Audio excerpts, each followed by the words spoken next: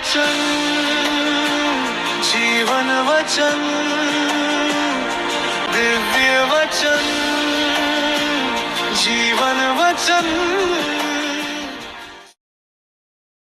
सबको जय यीशु ख्रिस्त में प्यारे भाई और बहनों, आज हम सब यहाँ प्रभु के चरणों में बैठे हैं, उनकी बातों को सुनने के लिए बैठे हुए। आज के वचन बहुत मीठे हैं लेकिन बहुत गहरे भी हैं। जरा सोचिए, आपके गांव या शहर में कोई बहुत बड़ा राजा आने वाला है, लेकिन वो खुद आने से पहले अपने एक साधारण से सेवक या दूत को आपके घर भेजता है। अब अगर आप उस साधारण से सेवक को घर के बाहर से ही भगा दे, उसे एक गिलास पानी तक न पूछे, तो क्या वो राजा खुश होगा? बिल्कुल नहीं। राजा कहेगा, तुमने मेरे सेवक का अपमान किया, मतलब तुमने मेरा अपमान किया। और वही अगर आप उस सेवक को सम्मान से बैठाते हैं, उसे पानी पिलाते हैं, तो राजा खुश होकर कहेगा, तुमने मेरे भेजे हुए व्यक्ति का आदर किया, मतलब तुमने मेरा आदर किया। प्यारे भाई और बहनों, आज की पवित्र बाइबल के पाठों की शिक्षा इसी तरह की बात पर टिकी है और यही प्रभु यीशु मसीह हमें समझाना चाहते हैं। आइए इस विषय की गहराई में जाने से पहले हम आज के इन पाठों को ध्यान से सुने और फिर उस पर मनन चिंतन करें। पहला पाठ, प्रेरित चरित्र, अध्याय 14 पद संख्या 5 से लेकर 18 तक। तब नगर के शासकों के सहयोग से गैर यहूदियों तथा यहूदियों ने प्रेरितों पर अत्याचार तथा पथराव के लिए आंदोलन आरंभ किया। प्रेरितों को इसका पता चला और वे लुकाओनिया के लुस्त्रा तथा देरबे नामक नगरों और उनके आसपास के प्रदेश की ओर भाग निकले और वहां सुसमाचार का प्रचार करते रहे। लुस्त्रा में एक ऐसा व्यक्ति बैठा हुआ था जिसके पैरों में शक्ति नहीं थी। वह जन्म से ही लंगड़ा था और कभी चल फिर नहीं सका था। वह पौलुस का प्रवचन सुन ही रहा था कि पौलुस ने उस पर दृष्टि गड़ाई और उसमें स्वस्थ हो जाने योग्य विश्वास देखकर ऊंचे स्वर से कहा, उठो और अपने पैरों पर खड़े हो जाओ। यह उछल पड़ा और चलने फिरने लगा। जब लोगों ने देखा कि पौलुस ने क्या किया है, तो वे लुकाओनियाई भाषा में बोल उठे, देवता मनुष्यों का रूप धारण कर हमारे पास उतरे हैं। उन्होंने बरनबास का नाम ज्यूस रखा और पौलुस का हेरमेस, क्योंकि वो प्रमुख वक्ता था। नगर के बाहर ज्यूस का मंदिर था। वहां का पुजारी माला पहने सांडों के साथ फाटक के पास आ पहुंचा और वह जनता के साथ प्रेरितों के आदर में बलि चढ़ाना चाहता था। जब बरनबास और पौलुस ने यह सुना, तो वे अपने वस्त्र फाड़कर यह पुकारते हुए भीड़ में कूद पड़े, भाइयों, आप यह क्या कर रहे हैं? हम भी तो आप लोगों के समान सुख दुख भोगने वाले मनुष्य हैं। हम ये शुभ संदेश देने आए हैं कि इन निस्सार देवताओं को छोड़कर आप लोगों को उस जीवंत ईश्वर की ओर अभिमुख हो जाना चाहिए, जिसने आकाश, पृथ्वी, समुद्र और उनमें जो कुछ है वह सब बनाया। उसने पिछले युगों में सब राष्ट्रों को अपनी अपनी राह चलने दिया, फिर भी वह अपने वरदानों द्वारा अपने विषय में साक्ष्य देता रहता है। वह आकाश से पानी बरसाता और अच्छी फसलें उगाता है। वह भरपूर अन्न प्रदान कर हमारा मन आनंद से भरता है। इन शब्दों द्वारा उन्होंने भीड़ को कठिनाई से अपने आदर में बलि चढ़ाने से रोका। यह प्रभु की वाणी है। ईश्वर को धन्यवाद। संत योहन के अनुसार पवित्र सुसमाचार अध्याय 14 पद संख्या 21 से 26। जो मेरी आज्ञाएं जानता और उनका पालन करता है वही मुझे प्यार करता है, और जो मुझे प्यार करता है उसे मेरा पिता प्यार करेगा, और उसे मैं भी प्यार करूंगा और उस पर अपने को प्रकट करूंगा। यूदस ने उनसे कहा, प्रभु, आप हम पर अपने को प्रकट करेंगे, संसार पर नहीं, इसका कारण क्या है? ईसा ने उसे उत्तर दिया, यदि कोई मुझे प्यार करेगा तो वह मेरी शिक्षा पर चलेगा। मेरा पिता उसे प्यार करेगा और हम उसके पास आकर उसमें निवास करेंगे। जो मुझे प्यार नहीं करता वह मेरी शिक्षा पर नहीं चलता। जो शिक्षा तुम सुनते हो वह मेरी नहीं बल्कि उस पिता की है जिसने मुझे भेजा। तुम्हारे साथ रहते समय मैंने तुम लोगों को इतना ही बताया है, परंतु वह सहायक, वह पवित्र आत्मा जिसे पिता मेरे नाम पर भेजेगा, तुम्हें सब कुछ समझा देगा। मैंने तुम्हें जो कुछ बताया वह उसका स्मरण दिलाएगा। प्रभु का सुसमाचार। हे ख्रिस्त, तेरी स्तुति हो। ख्रिस्त में प्यारे भाई और बहनों, प्रभु यीशु संत मती रचित सुसमाचार के द्वारा कहते हैं, जो तुम्हारा स्वागत करता है वह मेरा स्वागत करता है, और जो मेरा स्वागत करता है वह उसका स्वागत करता है जिसने मुझे भेजा है। लेकिन प्रभु यीशु की बात यहीं समाप्त नहीं होती है।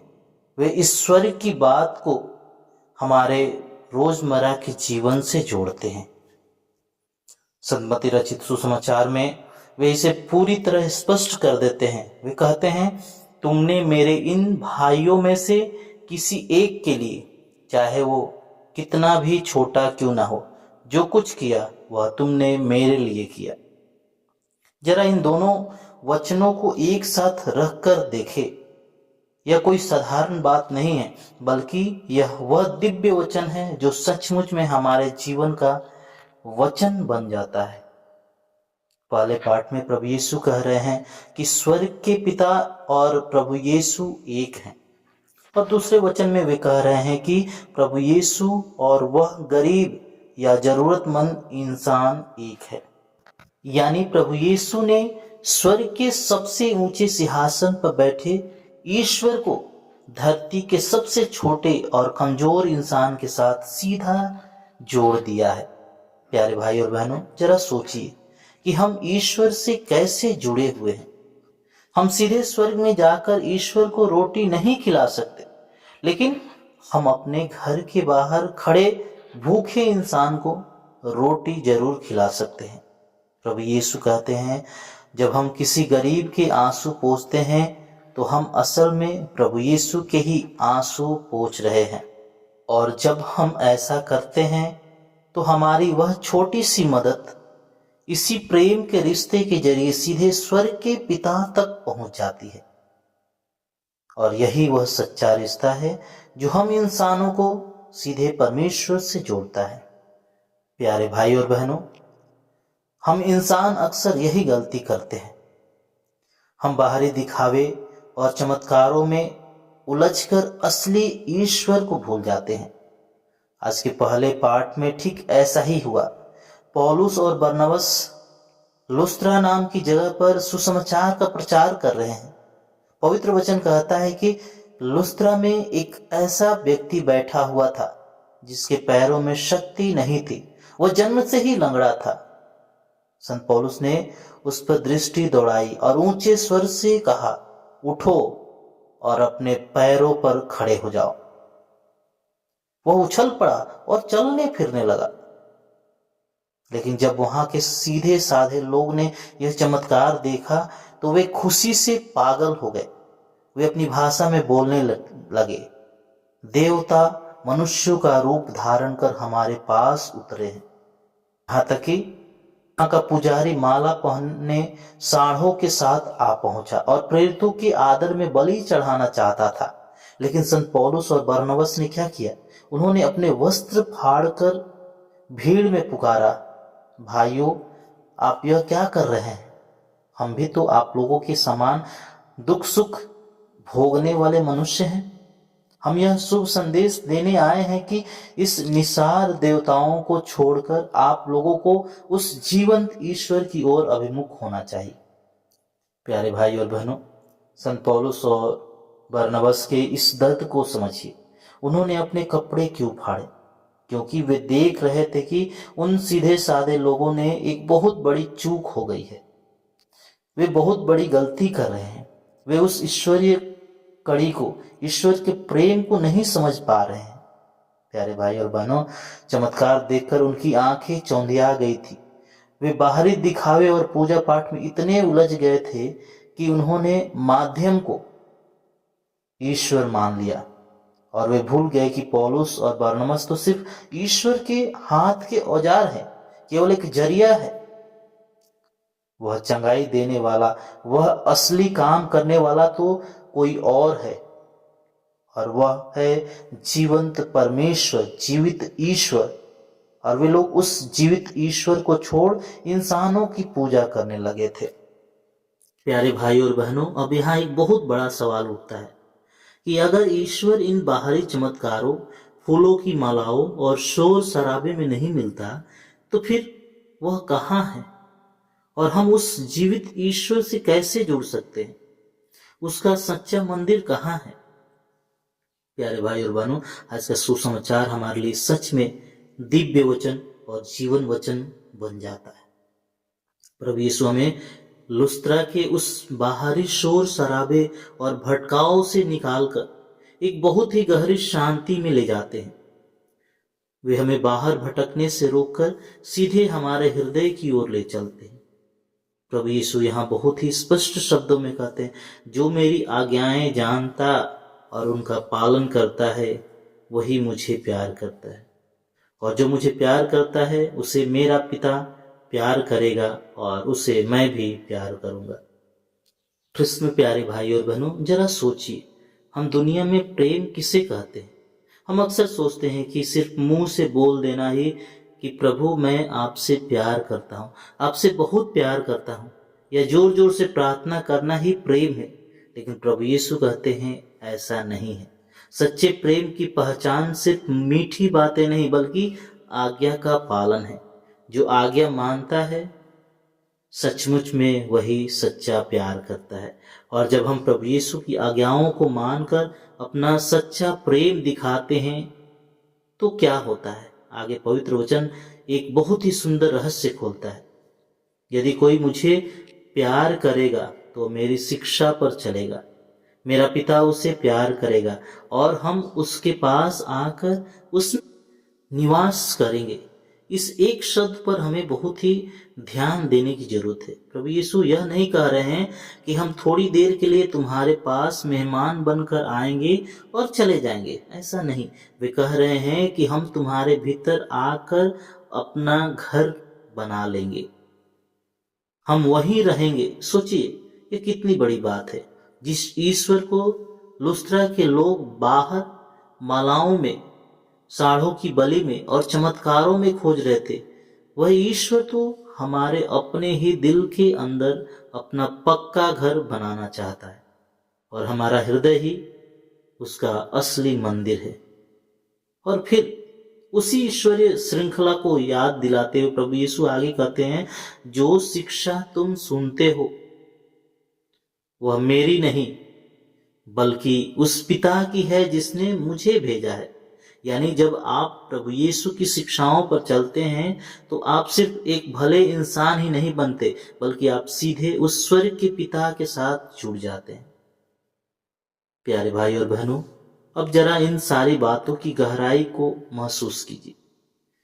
लुस्त्रा के लोग परमेश्वर को खुश करने के लिए साढ़ों की बलि चढ़ा रहे थे, मालाएं पहना रहे थे। आज हम भी कई बार यही करते हैं। हम सोचते हैं कि बड़े बड़े आयोजन करने से, बहुत पैसा दान करने से या सिर्फ हमारी बारी दिखावा से ईश्वर खुश हो जाएंगे। लेकिन प्रभु यीशु कहते हैं ऐसा नहीं है, मुझे ये सब नहीं चाहिए। अगर तुम सच में मुझसे प्यार करते हो तो मेरी शिक्षा पर चलो। और प्रभु यीशु की शिक्षा क्या है? प्रभु की शिक्षा है आपस में प्रेम रखो, क्षमा करो, उस प्यासे को एक गिलास पानी पिलाओ, दुखियों का सहारा बनो। प्यारे भाई और बहनों, उस जीवंत ईश्वर को रहने के लिए ईंट और पत्थर के बड़े बड़े मंदिरों की जरूरत नहीं है। वे आसमान में दूर रहकर खुश नहीं है, वे आपके और मेरे अंदर रहना चाहते हैं। जब आप किसी जरूरतमंद की मदद करते हैं तो आप प्रभु यीशु की शिक्षा पर चल रहे होते हैं, और जैसे ही आप ऐसा करते हैं आपके हृदय का दरवाजा खुल जाता है। पिता ईश्वर और प्रभु यीशु आपके हृदय में आ जाते हैं और आपके अंदर अपना निवास बना लेते हैं। फिर आपको ईश्वर को ढूंढने की, कहीं भटकने की जरूरत नहीं है।